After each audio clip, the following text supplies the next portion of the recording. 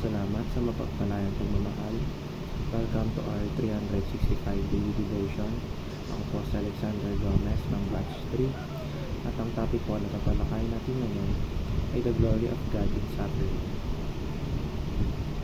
Ngayon po ang ating pag-aaralan ay tungkol sa 2 Corinthians chapter 4 verse 7.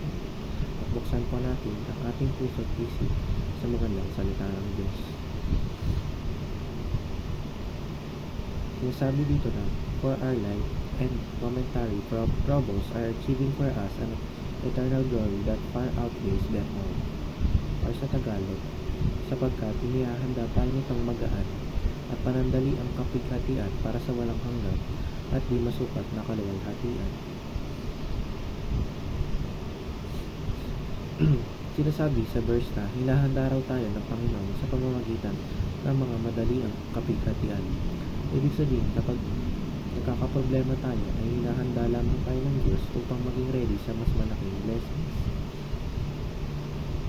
Teaching number 1. God created Adam and Eve as good and free.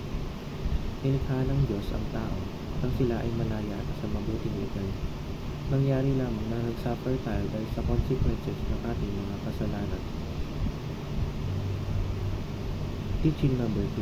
God allows suffering for His greater glory. Pinapahintulutan ng Diyos na may mga dumating sa atin ng mga problema upang mas lalo tayong tumawag sa Kanya. Kung wala kasi tayong problema, ay baka hindi na natin siya tawagin.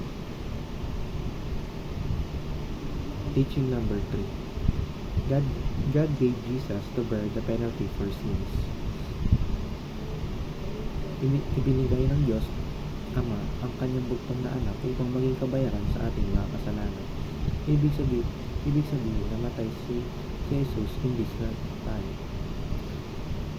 Application number 1. Trust in God's higher purpose despite misery.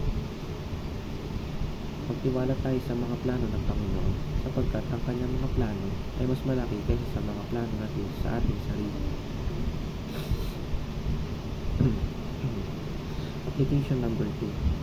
Trust that God's ultimate justice will prevail. Kung may mga taong nakagawa sa atin ng kasalanan, huwag na tayong dahil ang Diyos na ang gaganti para sa atin. Application number 3. Trust in God's eternal wisdom and plan. Ibigay natin ang ating tiwala sa Diyos ng buong puso, sapagkat He is all-knowing God, at lahat ng bagay ay alam niya, maging ang magkakapagpahamak o makakabuti sa atin. Yun lamang po ang aking devotions.